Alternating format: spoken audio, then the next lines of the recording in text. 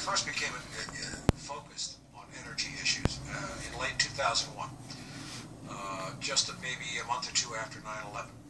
I was contacted by a geologist, a brilliant guy named Dale Allen Pfeiffer, who introduced me to the concept of peak oil and the basic issues about energy, and helped me to realize that there was a great deal of evidence in 2001, not only that peak oil was very real, but that government agencies were acting and responding as if it was very real.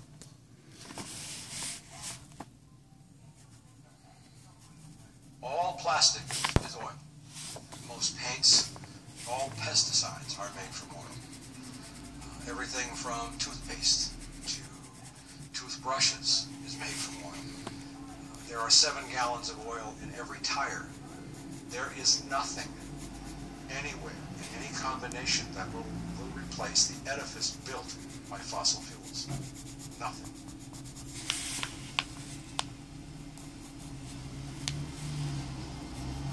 Peak oil is probably now very easy to explain, much easier than it was a long time ago. People have felt what $147 a barrel oil feels like. Essentially, peak oil is like, if you know what a bell curve is. Goes up, comes down.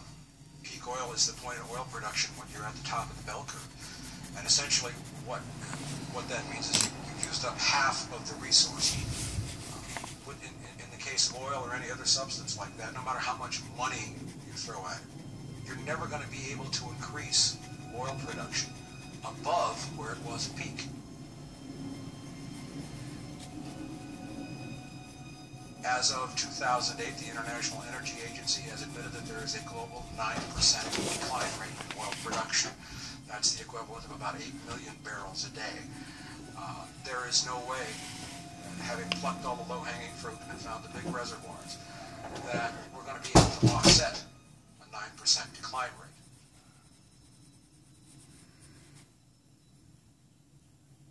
From a detective standpoint, if you're trying to assemble a case, of the multidimensional aspects of a case, means, motive, opportunity, to understand what kind of force drives events. Peak oil was almost, with the stroke of like a diamond cutter's knife, the single piece which started to make everything resonate and make sense together.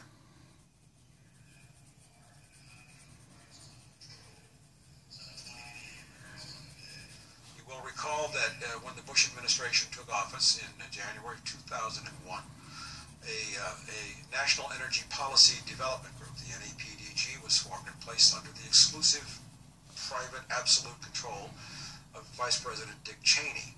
Its records were kept a secret. Its minutes were kept a secret. 7 pages were released as a result of 2 lawsuits. And it clearly shows that that task force was looking, saying, how much oil is there? Where is it? Who owns it? They knew that this was coming for a long time. It's been known that this event, this collapse, this crash was coming. Who they were, we can't even get information as to who was involved and what they were. First of all, if you think there might be oil someplace, then what you do is you go drill a test well. Then what you have to do is to take that one well in the center, and then you drill a series of appraisal wells around that well to determine where the oil field might go. You don't know how much oil you're going to get, how deep it is, what kind of oil it's going to be. There are many different grades of oils, a lot of which are more expensive to refine.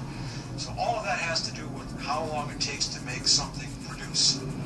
How much energy do you get back for how much energy you invested? When oil was seeping out of the ground in Pennsylvania, you got a return of, 200 to 1.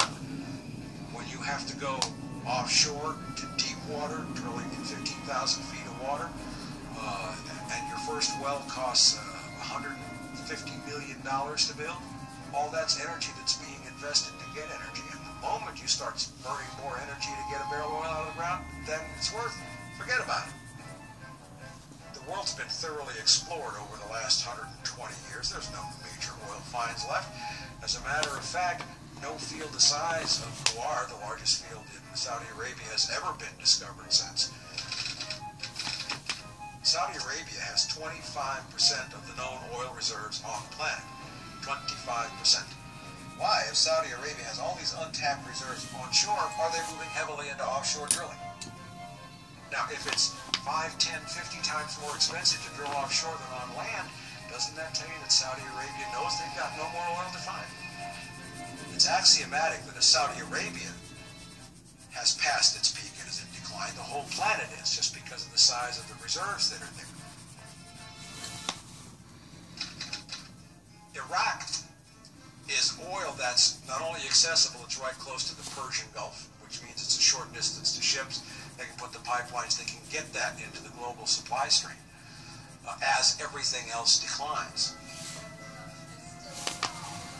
And Iraq was all about the oil. You know, a lot of people have admitted that, like, duh. 11 days after 9/11, when there was no clear evidence that Saddam Hussein had anything to do with 9/11, of course he didn't, that the plans were started to invade Iraq, of course. That was the objective. Get control of that oil. Because Saddam Hussein had been talking about pricing his oil in euros, taking it away from the dollar. We got in there, we restructured everything, we put in a friendly government using the US dollar, and we assured the oil companies their quote-unquote fair access and fair share of Iraqi oil. We have no intention of leaving Iraq. We're never going to leave Iraq. Going back to 2004, we started building the largest, most permanent military bases, 3 of them in the world, plus the largest embassy compound that's ever been built. We built an embassy compound in Baghdad that's bigger than Vatican City. That's not a temporary deal. Nobody's going to take that oil, but we are sitting on it. But there is not enough oil in Iraq to change anything. Iraq probably has around 90 billion barrels of recoverable oil. That sounds like a lot of oil.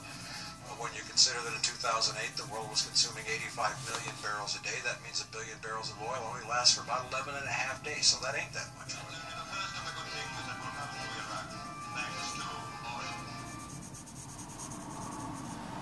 They knew exactly what was coming. That's what's in the National Energy Policy Development Group report that's been classified, because if that report were declassified, we would be building scaffolds to hang Dick Cheney and everybody in that administration tomorrow.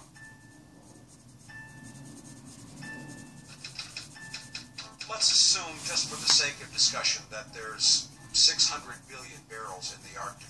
First of all, it happens to be under the polar ice cap. That's a problem. The polar ice cap happens to be on, what, 10, 15,000 feet of water. The problem with the polar ice cap is it floats. It moves. So you can't drill a well on Tuesday and expect it to be in the same place on Thursday. That's why a lot of conservative think tanks and oil companies are cheering the melting of the polar ice caps.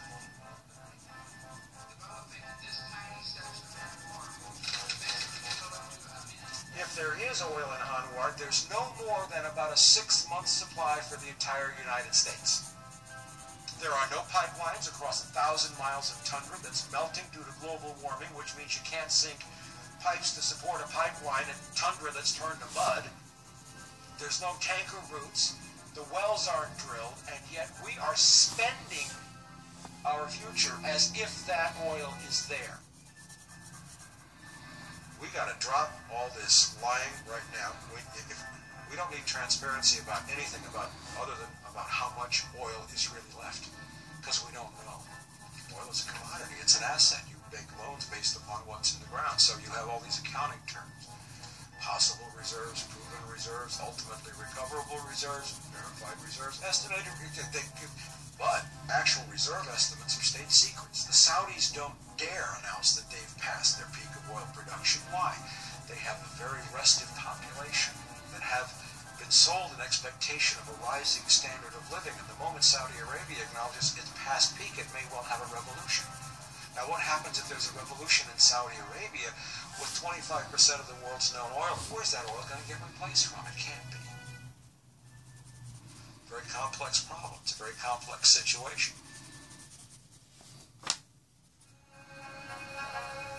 Just start working now, otherwise we won't have time. We're going to be out of oil within a few years.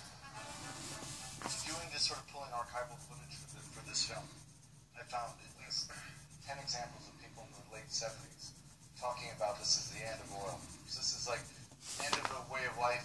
We're hitting a new where This situation is destined to continue. people look at that footage and I think that they can feel that it's somewhat alarmist, given that we were able to continue to